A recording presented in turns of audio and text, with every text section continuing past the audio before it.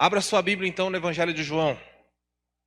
Vamos refletir no texto dessa noite. Você está querendo dar microfonia de agudo, Vini, aqui, não sei se é o retorno, pode abaixar um pouquinho.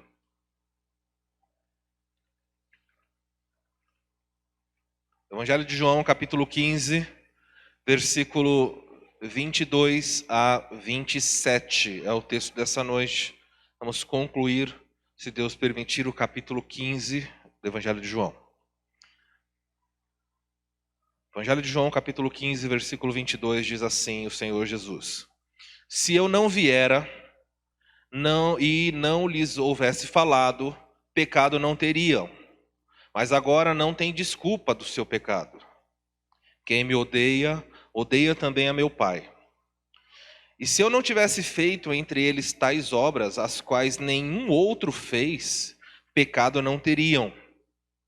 Mas agora não somente têm eles visto, mas também odiado tanto a mim como a meu Pai. E isto, porém, é para que se cumpra a palavra escrita na sua lei: odiaram-me sem motivo. Quando vier, porém, o Consolador, que eu vos enviarei da parte do Pai, o Espírito da verdade que dele procede, esse dará testemunho de mim, e vós também testemunhareis, porque estáis comigo desde o princípio. Até aí é o texto dessa noite. Vamos fazer uma reflexão. Jesus está finalizando um raciocínio, um argumento, mostrando para os discípulos que eles devem estar preparados. Vimos um pouquinho que os discípulos seriam odiados, deveriam amar-se uns aos outros, porque o amor só se manifestaria entre eles, e eles seriam odiados porque não eram do mundo e pertenciam a Jesus, e seriam perseguidos porque serviam a Jesus. E Jesus falou: olha, não tem jeito, faz parte do pacote. O amor vai estar entre vocês, eu vou estar entre vocês, mas vocês serão odiados e perseguidos. Desde então, tem sido assim. A história do cristianismo deixa claro para nós, e se nós tomássemos tempo para olhar como os crentes foram massacrados ao redor do mundo, você ficaria assustado com o número de crentes que ainda hoje já foram e continuam sendo mortos. Centenas, milhares de crentes, irmãos nossos ao redor do mundo, pelo simples fato de professarem a sua fé em Cristo. Eles não estão aí para prejudicar as pessoas, mas porque não abraçam o conceito corrente no atual mundo, eles se tornam então alvos de perseguição e ódio. E hoje Jesus vai continuar ensinando mais algumas coisas importantes. A lição de hoje é essa. Nesse texto nós poderíamos resumir assim: privilégios recebidos por alguém aumentam a responsabilidade diante de Deus. Vou repetir. Os privilégios, e ali, claro, nós estamos pensando em privilégios espirituais, os privilégios que Deus dá a alguém e que são recebidos, eles aumentam a responsabilidade daquela pessoa que foi privilegiada diante de Deus. De tal modo, esse texto aqui, ele serve para esclarecer algumas coisas que normalmente deixam os crentes confusos, alguns ensinamentos relacionados à salvação. Quanto mais privilégio, maior a sua responsabilidade.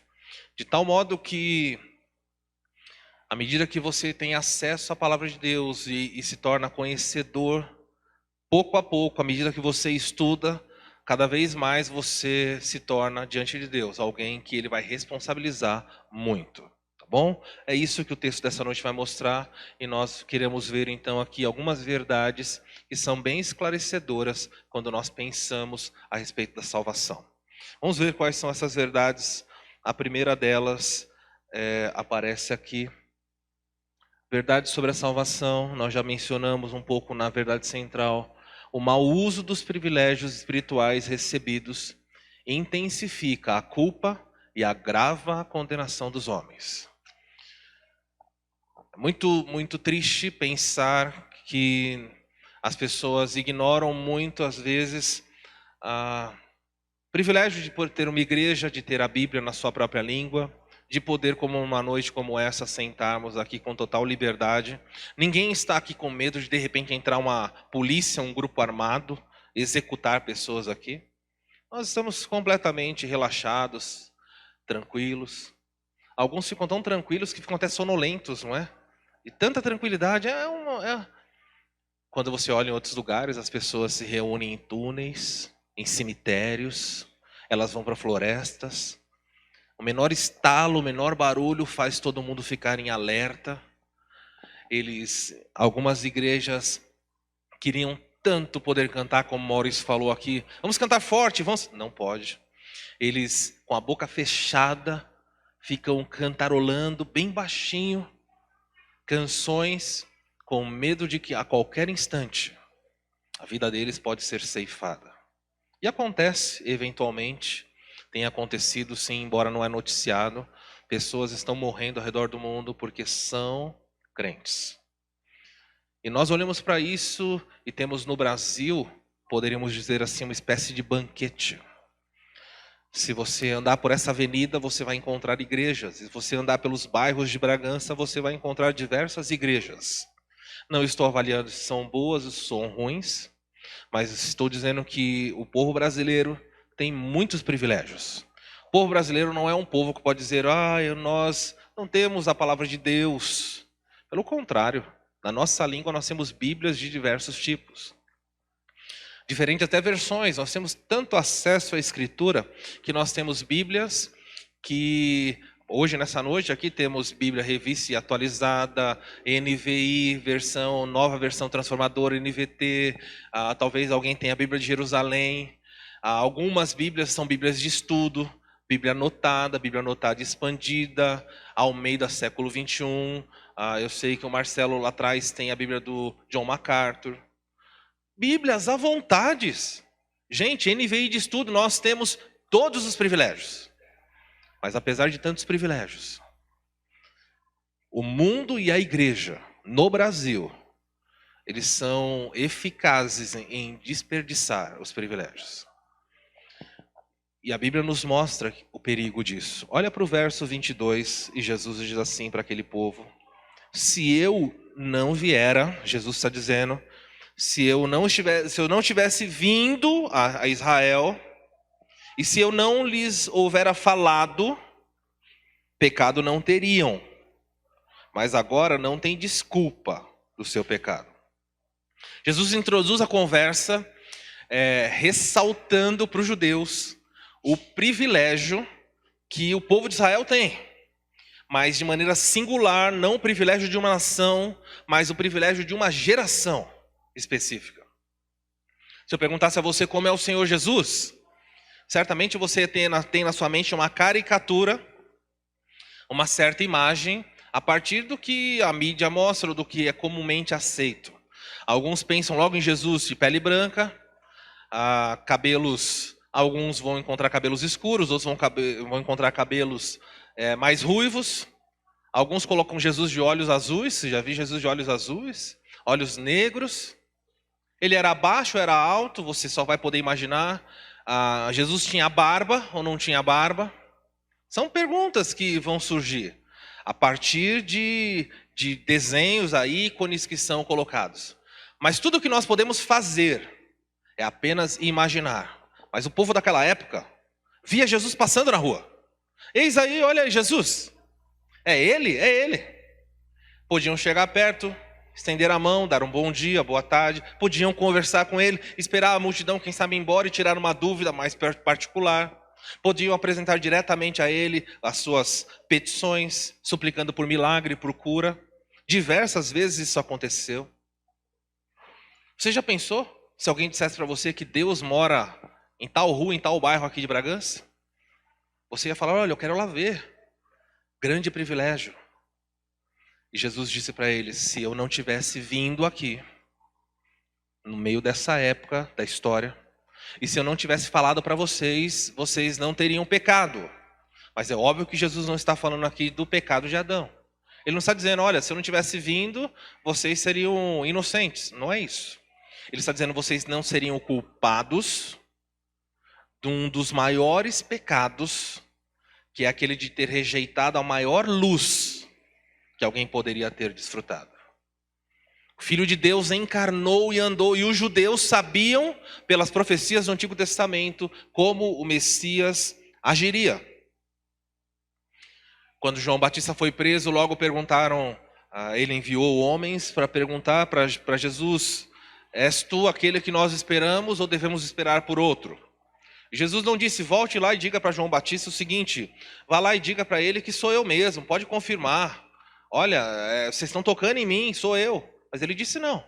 Voltem para João, que está na cadeia, e diga para ele o seguinte: os cegos estão vendo, os surdos estão ouvindo, os aleijados estão andando, os mortos estão sendo levantados, e o evangelho, a palavra de Deus está sendo anunciada. Vai e diga isso para eles. E voltaram então para João e disseram: é ele?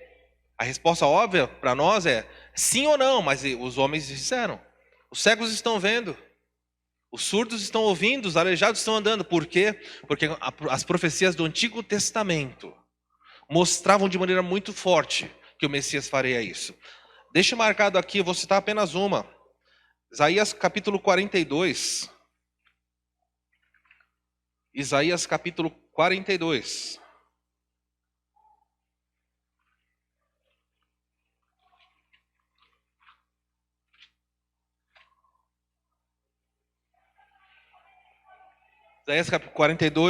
Isaías 42 diz assim, a respeito do servo que viria, Deus falando do seu filho: eis que o meu servo, estou lendo o versículo 1, a quem sustenho, o meu escolhido, em quem minha alma se compraz, frase dita no batismo dele, pus sobre ele o meu espírito, e ele promulgará o direito para os gentios, grande privilégio.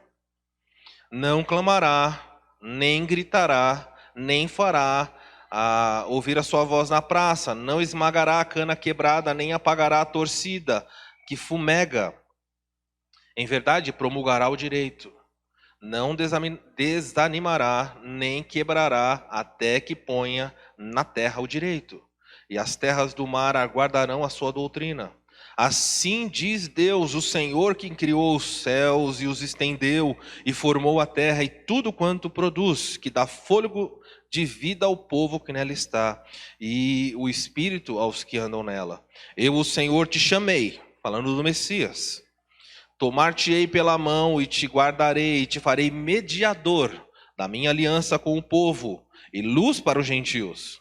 E olha o que diz o verso 7, bem conhecido dos judeus: para abrir os olhos dos cegos, para tirar da prisão os cativos, do cárcere os que jazem nas trevas. Eu sou o Senhor, e este é meu nome e a minha glória, pois não darei a nenhum outro. Eles sabiam que o Messias faria esse tipo de coisa, e quando nós olhamos o Evangelho de João, Jesus vem mostrando a eles categoricamente, de maneira inquestionável, quem ele era.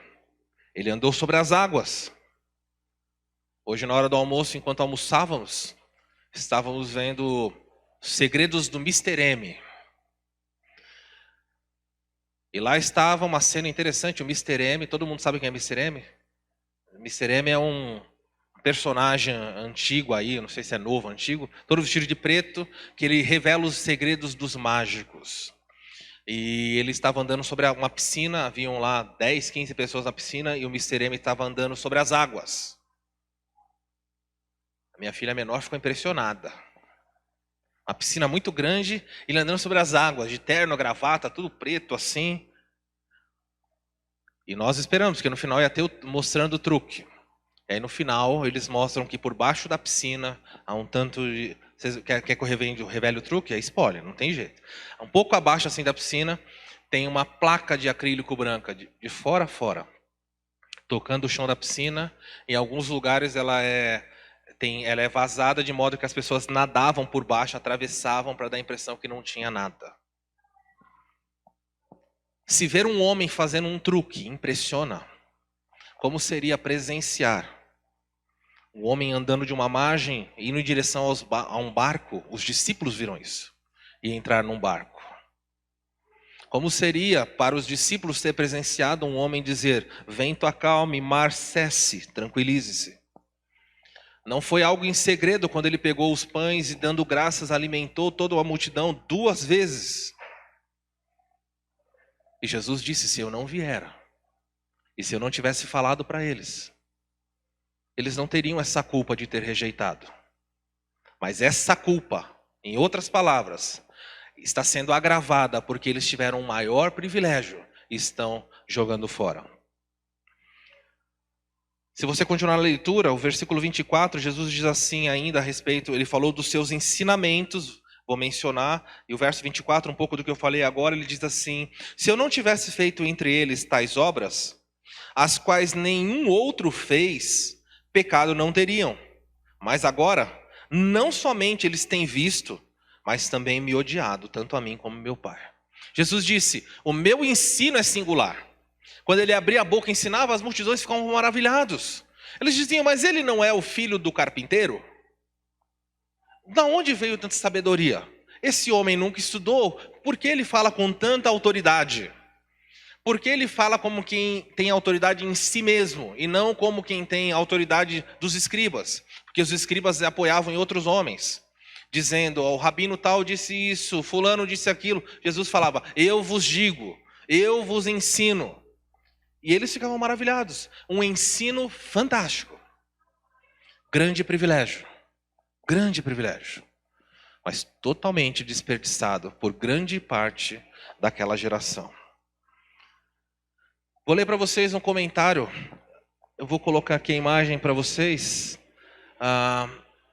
Aqui nós temos J.C. Ryle. Ele foi um pastor inglês que nasceu em 1816 e morreu no ano de 1900. Nasceu em 10 de maio de 1816 e morreu em 10 de junho de 1900. Viveu bastante, produziu muitas coisas. Ele diz o seguinte: estabeleçamos como um dos grandes princípios da nossa vida espiritual. Olha o que ele diz. Coloque como um grande princípio para você não esquecer.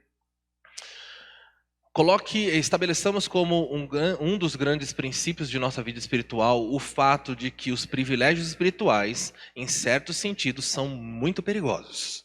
Ele dizia para a igreja dele: olha, cuidado com o privilégio de ter acesso à palavra de Deus. É muito perigoso isso. Então as pessoas perguntaram: mas por quê? É uma grande bênção ter acesso à verdade. No caso, aqui os ingleses tinham a Bíblia na sua própria língua. E ele diz o seguinte: os privilégios espirituais, se não servirem para nos levar ao céu, servirão então para nos lançar no mais profundo do inferno. Ele disse: se os privilégios que você tem não servirem para te levar para o céu, então eles vão te servir para te condenar drasticamente. Por quê? Porque a palavra de Deus faz dessa forma. Deixe marcado aqui, abre em Mateus capítulo 11.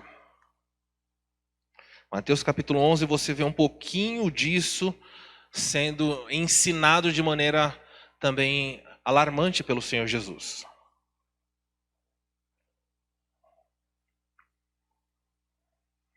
Mateus capítulo 11, versículo 20. O Senhor Jesus diz assim. Mateus 11, 20.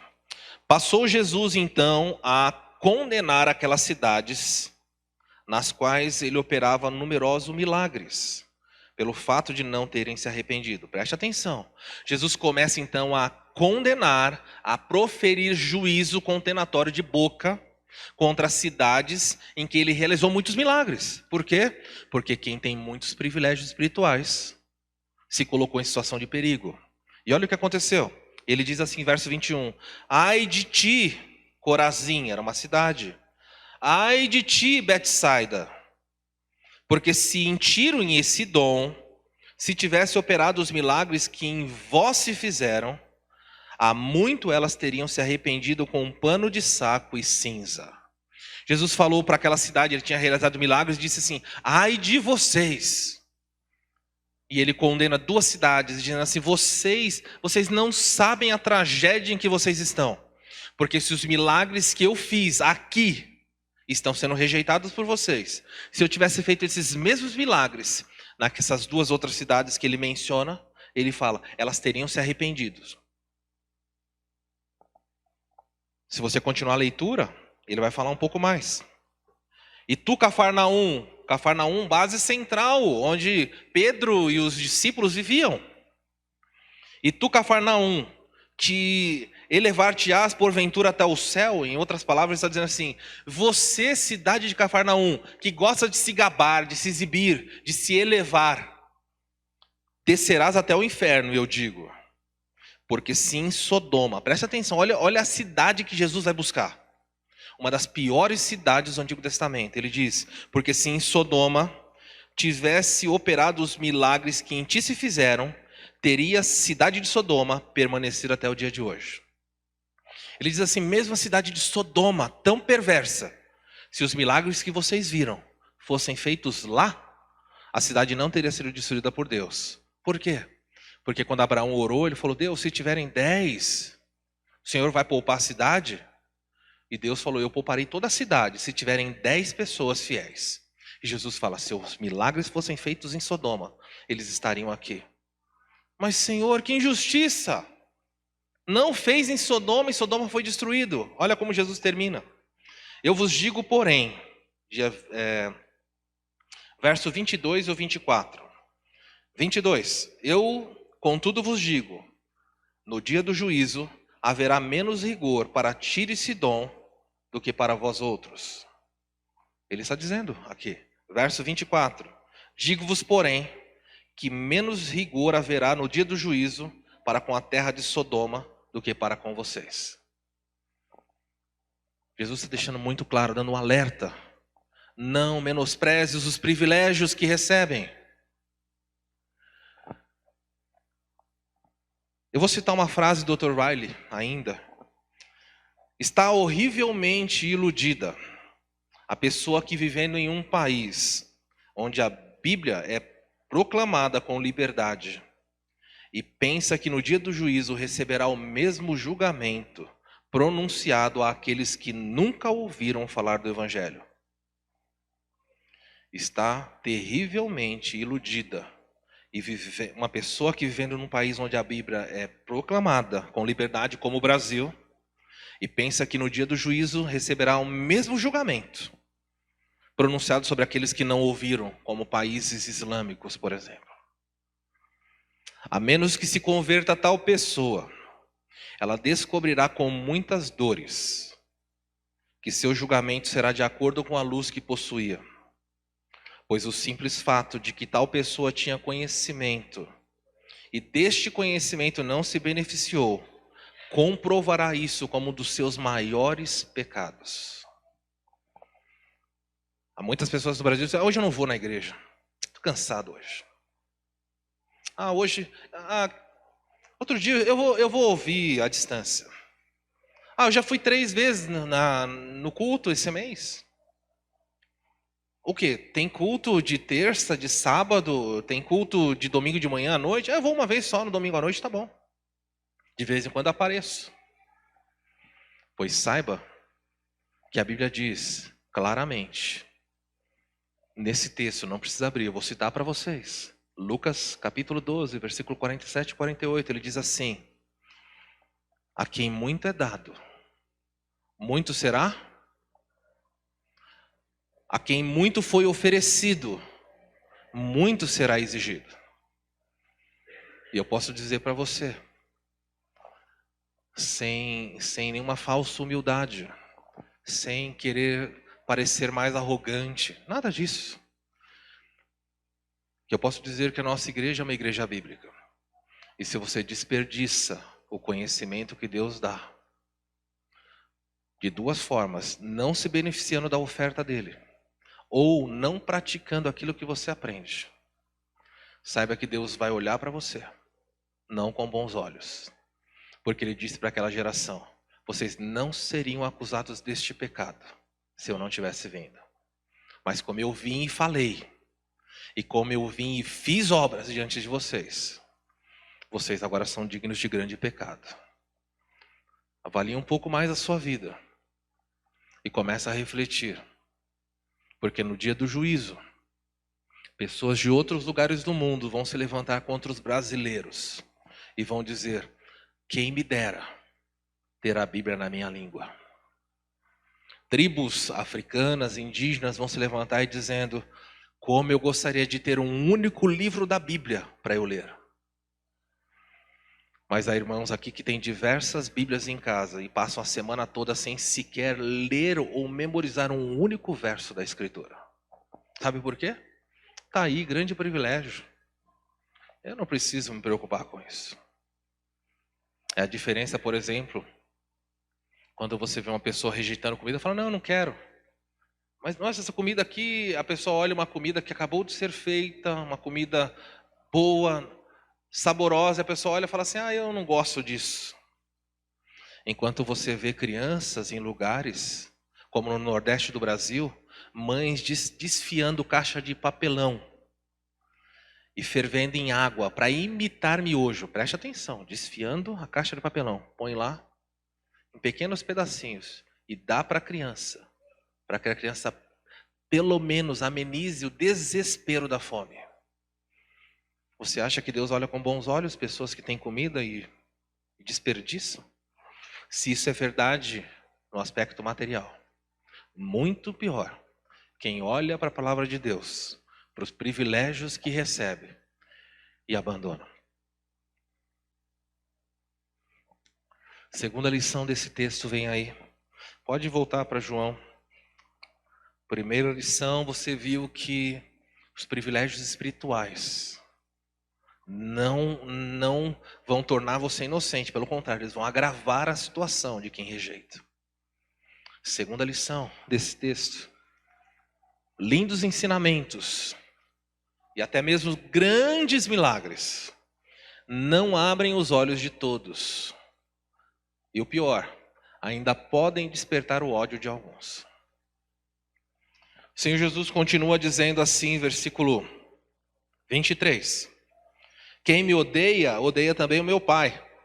Porque é comum as pessoas olharem e pensarem o seguinte, não, mas eu amo a Deus. E no nosso país isso acontece com tanta frequência. Há tantas religiões até que propõem isso. É claro que nós amamos a Deus. Mas eu não concordo que Jesus é o único caminho.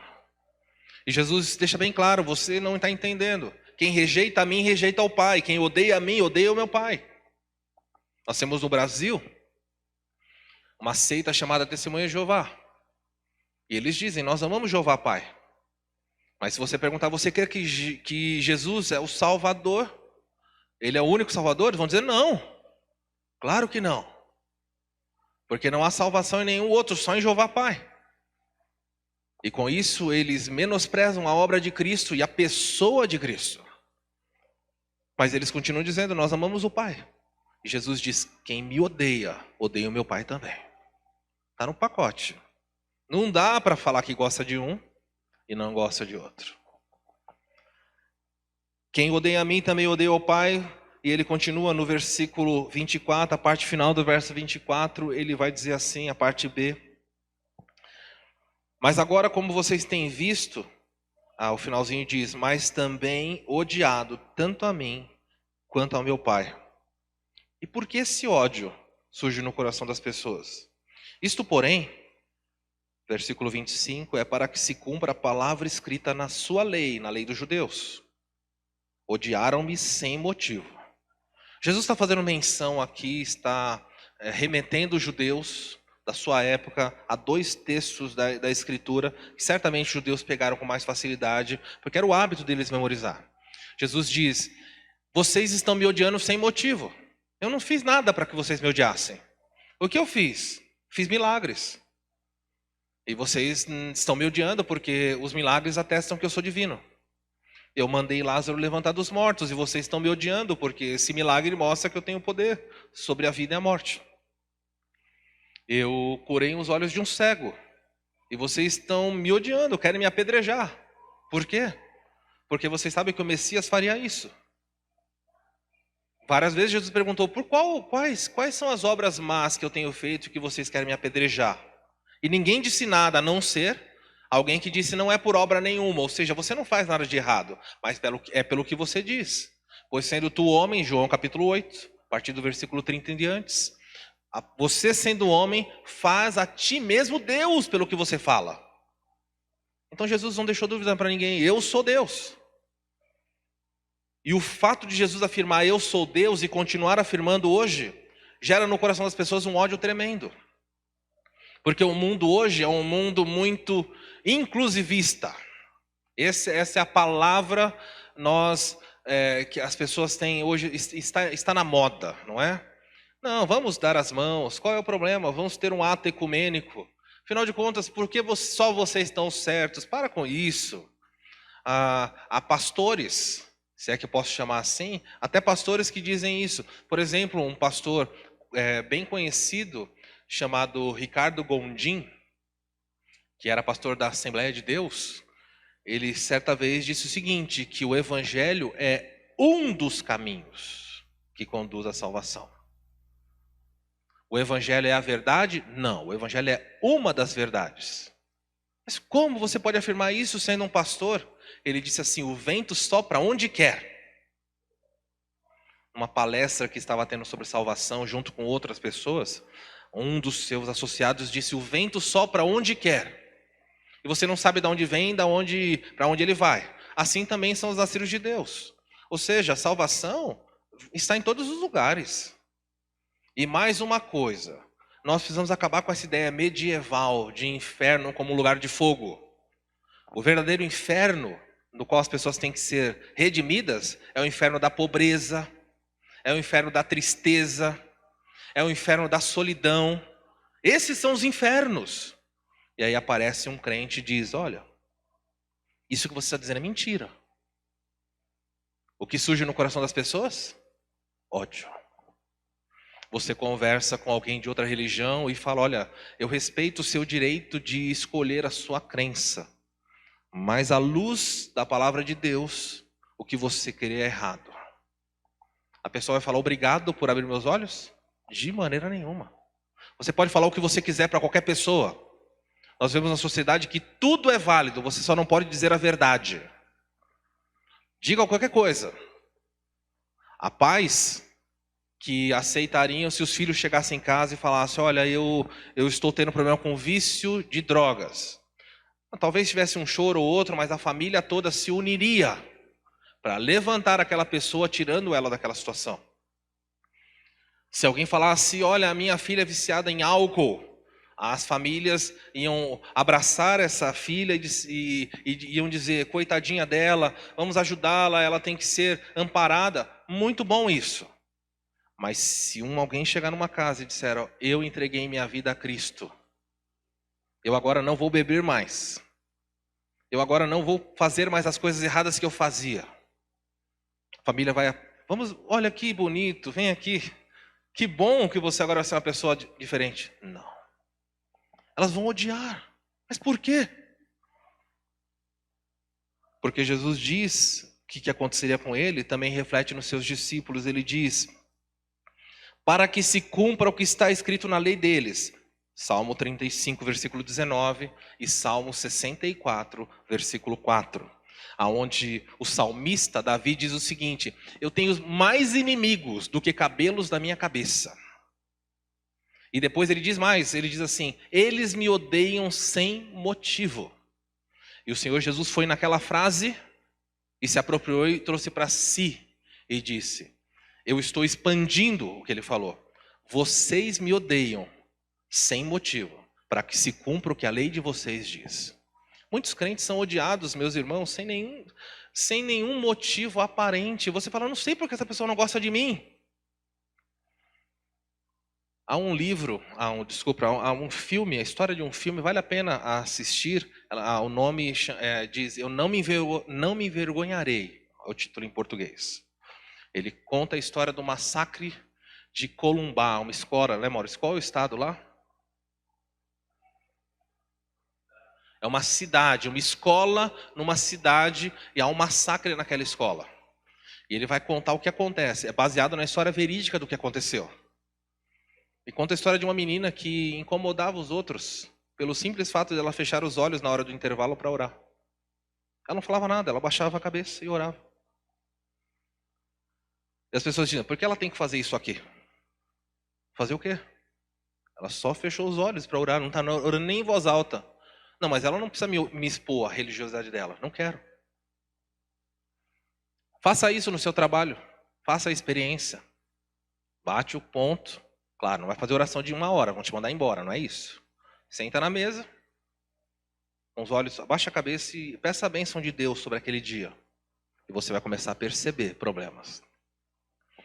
Dr. Leandro Boer, evangelista da IBR, que hoje está lá nos Estados Unidos, na Califórnia. Ele, enquanto trabalhava numa grande empresa farmacêutica aqui em São Paulo, ele disse que colocaram ele, assim que ele chegou na empresa, não sei como explicar, um pequeno guichê, tá bom? Não deram uma sala, mas deram para ele um box, onde ele podia sentar, ter as coisas dele e um monitor. E era o pior lugar, porque havia um corredor, todo mundo vinha de frente, então todo mundo vinha e dava nas costas dele, virava para o lado. Então era o pior lugar, todo mundo passava, todo mundo via o que você estava fazendo, e o barulho, difícil de concentrar. Então ele fez o seguinte, ele pensou, como eu posso impactar os funcionários dessa empresa, se Deus me colocou aqui? E ele simplesmente colocou para descanso de tela. Sabe o que é descanso de tela do monitor? Depois de 30 segundos entrava descanso de tela, entraria só versículos. Então ficou uma espécie de outdoor. Todo mundo tinha que passar, tinha um versículo. Toda hora que alguém passava tinha um versículo novo. Não demorou. Por que está fazendo isso aí? E começaram a trabalhar para que aquilo parasse. Ele não fez nada, nada. Eu disse para ele, fique firme.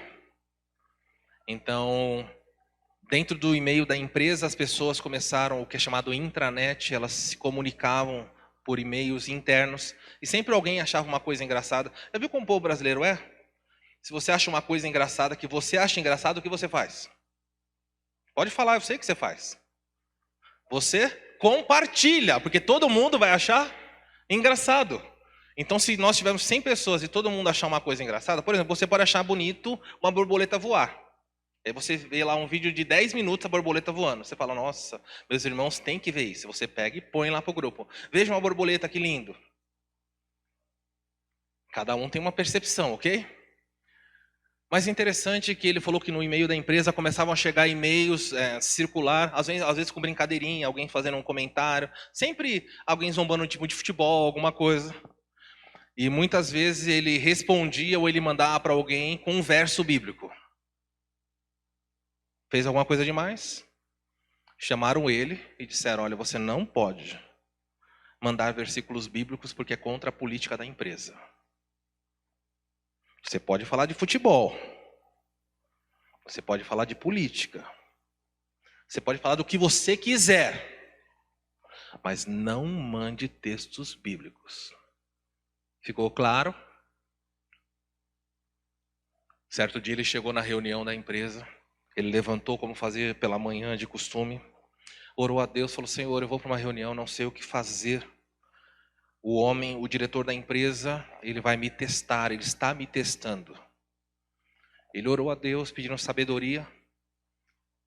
Olhou, ele falou realmente, aleatoriamente, algo que ele tinha que ler, leu uma matéria sobre alguma coisa farmacêutica, algum produto, e foi para a reunião de trabalho. E quando ele chegou na reunião de trabalho, assim que ele entrou na sala, havia uma mesa enorme de reunião, e na ponta, lá na outra ponta da mesa, havia uma estátua quase em tamanho real de Iemanjá. Uma das maiores multinacionais farmacêuticas, que eu não vou citar nome para evitar problemas. Então você é um crente, e você vai participar de uma reunião, e você não pode mandar no e-mail da empresa versículos. Mas quando você entra... E por que estava aquela imagem lá? Porque o diretor da empresa, certa vez esteve na Bahia. Enquanto ele esteve na Bahia, ele fez um pedido naquela escada do Senhor do Bom Fim. Ele fez uma prece a Iemanjá, que se ele se tornasse diretor, então ele ia consagrar a empresa a Iemanjá. E um ano depois, ele era diretor dessa empresa. E lá estava a estátua na sala. E então o Leandro sentou naquela reunião. Estátua lá. Tudo bem, é uma estátua, é um objeto só. Ele orou a Deus. Senhor, dá-me sabedoria para a reunião. E todas as pessoas sentaram naquela mesa para conversar sobre alguma coisa. Então alguém perguntou: Leandro, o que você acha sobre isso? E fez uma pergunta que ninguém na sala saberia responder. Mas nas deucidências, não é, do Senhor, era exatamente o artigo que ele tinha lido assim que ele se levantou e depois de orar. E ele foi e respondeu. E a pessoa perguntou de novo e ele foi e respondeu de novo. E ele foi a terceira vez questionado e ele foi e respondeu de novo. Os irmãos acham que ele recebeu o aplauso? Parabéns, que jovem brilhante. Da onde vem tanta sabedoria? Meus irmãos, os crentes serão odiados pelo simples fato de que nós pertencemos a Jesus. E Jesus foi odiado e Jesus deixou claro: odiaram-me sem razão. Não esperem que eles achem uma razão para te odiar. Você já é odiado. Precisa entender isso. Mesmo o Senhor Jesus com os mais lindos ensinamentos, mesmo o Senhor Jesus com os mais prodigiosos milagres, não conseguiu abrir os olhos de todas as pessoas, só dos seus eleitos. Mas ele conseguiu despertar o ódio de muitas pessoas. Então, quando você amanhã for trabalhar e for pregar o evangelho para alguém, quando você na sua família compartilha, é Natal, você vai compartilhar uma mensagem de Natal, você vai descobrir que você não vai abrir os olhos das pessoas, pelo menos não de muitos, mas você vai despertar o ódio de diversas pessoas pelo fato de você ter a fé exclusiva na pessoa do Senhor Jesus. E quando você fica pensando: nossa, eu gostaria tanto que Deus fizesse um grande milagre, porque se Deus fizesse um milagre, meu filho se converteria. Olha, eu tenho certeza que se o pastor viesse dar aula na minha casa, o meu marido, a minha esposa, o pastor fala bem, eu queria que ele viesse aqui, se ele desse um curso intensivo, os meus filhos, os meus pais, o meu marido, a minha esposa, se converteria. Apague essa ilusão da sua cabeça. Porque o Senhor Jesus disse: eu vos falei, e vocês rejeitaram. Eu fiz obras e vocês não entenderam. Pelo contrário, odiaram-me sem razão. De modo que, mais uma vez, a Bíblia diz assim, que não depende do poder de quem anuncia. Depende do poder de quem chama. Então o seu papel é pregar o evangelho, orar pelas pessoas, sabendo que só Deus pode abrir os olhos delas. E se elas despertarem o ódio contra você, você não fica procurando razão. Porque se odiaram Jesus sem razão, vão odiar os seus discípulos da mesma forma. Essa é a segunda lição do texto dessa noite. E a última lição do texto dessa noite é: então o que eu faço? Se os privilégios dados, que são os privilégios espirituais, que são oferecidos, se eles são desprezados, eles asseveram a penalidade, eles agravam a condenação. E em segundo lugar, eu olho então e sei que os milagres e os discursos não convertem pessoas, e pelo contrário, eu me esforço para passar da melhor forma e sou odiado, então eu não vou falar nada. Porque se eu falo e a pessoa me agride, se eu falo sou mandado embora, se eu falo sou perseguido, o que eu faço? E aí então Jesus introduz uma frase interessante, verso 26, ele diz assim: quando, porém, vier o Consolador, que eu vos enviarei da parte do Pai, o Espírito da verdade, que dele procede, esse dará testemunho de mim. Então Jesus diz para eles, o último ponto, que diante do ódio e oposição do mundo, Jesus dá para os seus discípulos, em primeiro lugar, uma promessa e uma ordem. A promessa é: vocês têm que saber, vocês terão ajuda. E o Espírito Santo que veio há 2000 anos atrás no Pentecostes para ficar de maneira definitiva habitando o seu povo, quando você vai falar, você deve pedir a Ele: Senhor, usa-me, Santo Espírito, usa a minha boca, usa o meu coração para que eu possa testemunhar, ajuda-me. Pouco antes de eu subir aqui, eu estava atrás da porta ali, acompanhando o culto, orando, e sempre é um desafio quando você vem à frente. Mas poucos instantes, enquanto a Samara estava orando pelas crianças, eu orava dizendo: Senhor, não só a minha boca, mas o meu coração é teu. Se o Senhor abrir a minha boca para ensinar a tua verdade de maneira poderosa, glória a ti, é o Senhor. Porque os textos são tão lindos e tão profundos, mas muitas vezes pregador não consegue transmitir isso. Então o que eu faço? Eu oro e falo, Senhor, ajuda-me. Faz o mesmo no seu trabalho. Senhor, eu preciso ensinar meus filhos em casa. Ajuda-me. Santo Espírito, eu quero dar testemunho, ajuda-me. Senhor, a minha vida não é perfeita, eu estou cheio de erros. Perdoa-me, ajuda-me. Se um Pedro que negou Jesus, que cortou a orelha de Malco, se um Tomé incrédulo, se discípulos nervosinhos foram usados por Jesus, eu e você certamente podemos. E Jesus disse para aqueles discípulos, vocês serão odiados, mas vocês não estarão órfãos. Eu enviarei o Consolador. Na minha versão, eu não sei como estão as outras versões, na minha versão diz, eu enviarei o Consolador. Quem tem outra palavra? Encorajador, é NVT, não é? Encorajador. Outra versão, ou é só Consolador e Encorajador? Conselheiro, mais alguém? Ajudador. Interessante. As palavras vão mudando para falar da mesma pessoa. O Paracletos, aquele que se coloca ao lado, aquele que está para exercer consolo, ajuda, encorajamento. De modo que você está sentado aqui, pode ser que uma dessas palavras do Espírito Santo na sua vida é a palavra que você mais quer. Você fala, Senhor, estou precisando de consolo. Estou desanimado, as batalhas têm sido ferrenhas. Não é fácil, sabia? Mas sabe o que é mais triste? E por que o Espírito Santo tem que consolar? Porque muitas vezes você é odiado pelo mundo e você também é odiado pelo povo de Deus. Porque na função de pastor, às vezes você tem que tomar decisões e você tem que ensinar a verdade. E algumas partes da Escritura são bem duras. Então os pastores ensinam, e os pastores pregam, e os pastores defendem aquilo. E eles são atacados e são odiados pelo mundo, mas muitas vezes são odiados pelo próprio corpo de Cristo. E é nessas horas que eu me junto a tantos outros pastores e falo, Senhor, dá-me o teu consolo. Senhor, eu preciso do ajudador. Senhor, eu preciso do encorajador.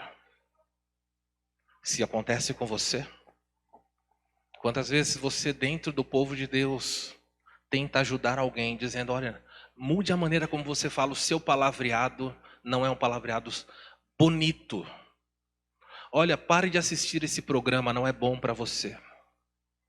Olha, que tal se você melhorasse a sua postura aqui em casa? Que tal se você obedecesse mais aos pais? Que tal se você fosse mais amoroso no trato com a sua esposa? Que tal se você fosse mais submissa no trato com o seu marido? E você vê os próprios crentes se levantando e odiando, e lutando e agredindo. E o que temos que fazer é parar de ensinar a verdade? Vamos fechar e vamos selecionar só os textos que são cor-de-rosa na Bíblia? Os textos fofinhos? Não. Da minha parte e da parte dessa igreja, e sei de tantos outros pastores, nós continuaremos a pregar a verdade. Mesmo que algumas pessoas nos odeiem, sem razão. E quando errarmos, nós ainda contamos com a ajuda do Santo Espírito, que nos corrige, porque líderes são falhos, nos trazendo para o caminho correto. Nunca desenvolva, estando à frente de uma igreja, ou sentado, ou participando em algum ministério, uma atitude de temer ensinar a verdade, porque as pessoas vão te odiar. Nunca tenha medo de fazer o que Deus pede, mas também nunca tenha medo de entender que é possível que você erre. O Espírito Santo foi dado para nos capacitar, nos ajudar e nos consolar. Diante do ódio do mundo, essa foi a promessa. Vocês não estarão sozinhos. E a tarefa poderia ser outra. Não é uma opção, mas é uma ordem. Ele disse assim, compartilhem a fé. Ele termina dizendo, O Espírito Santo dará testemunho de mim, porque ele é o Espírito da verdade. Ele vai dizer a verdade. E vocês também testemunharão. Alguns pensam assim, não, Jesus está falando aqui dos apóstolos. Porque ele diz, porque vocês estão desde o começo, ou desde o princípio comigo. Essa ordem de testemunhar é para os apóstolos. Eu não recebi essa ordem. Não. Essa ordem específica aqui, claro, no contexto está dirigida aos apóstolos. Dizendo, o Espírito Santo vai capacitar vocês, porque o mundo vai odiar e perseguir. E se o Espírito Santo não capacitar, vocês vão se calar. A dor e o fardo serão pesados demais, mas Ele vos ajudará. E Ele é o Espírito da verdade, Ele vai conduzir vocês, mostrando o que fazer. Mas vocês vão testemunhar. Mas se me levarem diante de reis, não se preocupe, porque naquela hora será dado a vocês o que falar. Mas eu não sei. Não se preocupe, Ele vai capacitar vocês, Ele vai ajudar vocês. E se isso foi dito para os discípulos, de modo particular, no final do Evangelho de Mateus, capítulo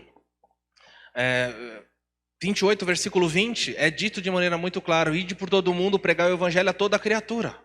E isso é dito para todos nós. E a grande pergunta é, nessa noite, quem é você? Então, qual é a sua desculpa para Deus? Se você desperdiça os privilégios que Deus dá, qual é a sua desculpa? Se você teme falar porque você é odiado, essa é a desculpa? Não funciona assim. Deus deu para cada um de nós tudo o que é necessário para obedecer a tarefa dele. O texto dessa noite termina com essas aplicações simples e diretas. Eu acabei de perguntar, só para você internamente diga, o que você faz com os benefícios espirituais que tem acesso? O que você tem feito com o que você recebe? Toda semana, da parte de Deus. Não invente desculpas. A partir do que você aprendeu hoje, você é indesculpável. Quanto mais bíblica for uma igreja, pior é a sua situação ao rejeitar aquilo que você escuta. Então você tem duas alternativas. Ou você procura uma igreja bem ruim, para ouvir só bobagem, e vai ser condenado também, só com mais brandura. Ou você ouve a verdade e aplica a sua vida, porque de qualquer maneira, Ele vai tratar conosco. Vale muito a pena a leitura de Lucas capítulo 12, 47 e 48. Ele diz assim, aquele que sabe a vontade do Senhor, que sabe qual é e não fez, será corrigido com muitos açoites. Ele diz, muitos açoites. E aquele que não sabia a vontade do Senhor, e por isso não fez, será corrigido com menos açoites. Mas sabe o que eu aprendo nesses dois versos? Que de qualquer maneira, quem não faz, sabendo ou não sabendo, vai receber o açoite. E se Jesus disse que naquele dia haverá menos rigor para Sodoma do que para cidades que viram aqueles milagres, preste atenção, não desperdice. Segundo lugar, os benefícios espirituais, como o Dr. Riley disse, são extremamente perigosos. Cuidado. Terceiro, a conversão das pessoas não depende de sabedoria e poder. Jesus tinha tudo isso, certo? E não creram nele. Salvação, então, é obra do quê? Graça e fé. Ah, mas eu não sei falar. Graça e fé. Se Deus no Antigo Testamento pôde falar por meio de uma mula, está lá a história, Ele pode falar por meio de pessoas tão limitadas quanto eu e você. Deus não precisa da sua eloquência e nem do seu grande conhecimento. Não é que Ele despreza isso, mas Ele não precisa, não é requisito. Ele fala, não, só posso alcançar se você for assim. Não. Há pessoas que se convertem quando nós fechamos a boca. Fala, o quê?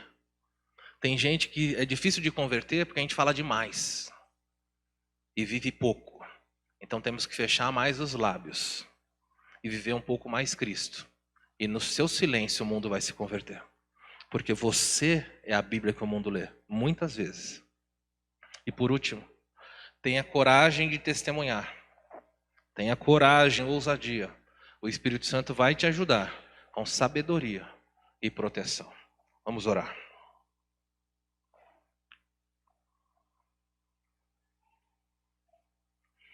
Vou dar para você alguns instantes. Ore por você. Talvez hoje você chegou aqui e exatamente isso que você está passando. Você é odiado na família sem motivo. Você é perseguido pelo simples fato de crer no Senhor, de orar, pelo simples fato de carregar a Bíblia na mão. Você é odiado porque seu palavreado é mais santo, você não fala palavrões. Muitas vezes você é odiado porque a ética do seu casamento é elevada.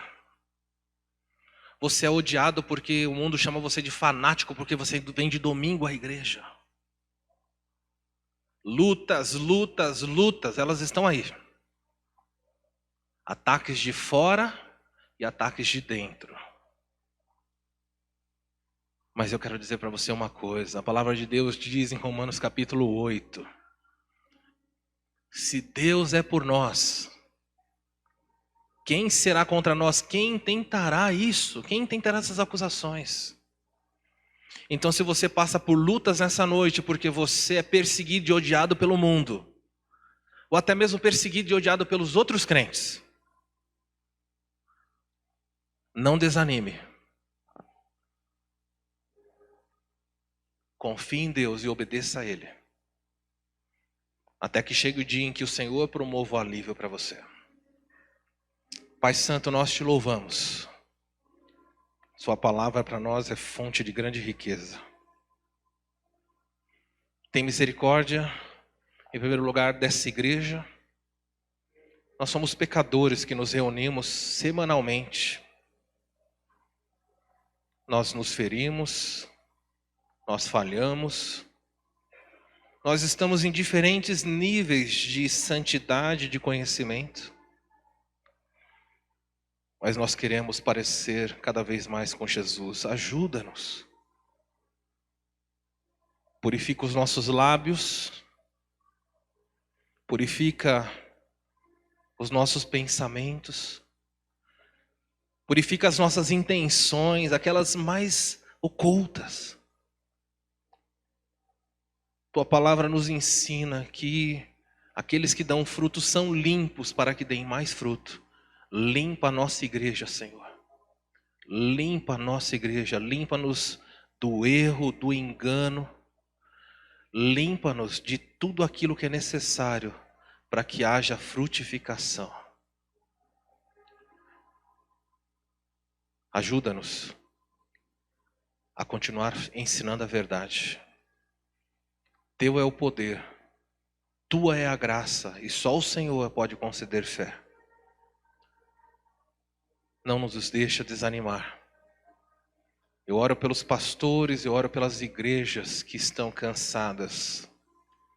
Que o Senhor socorra com o Consolador, com o Encorajador. Traz mais o seu vigor.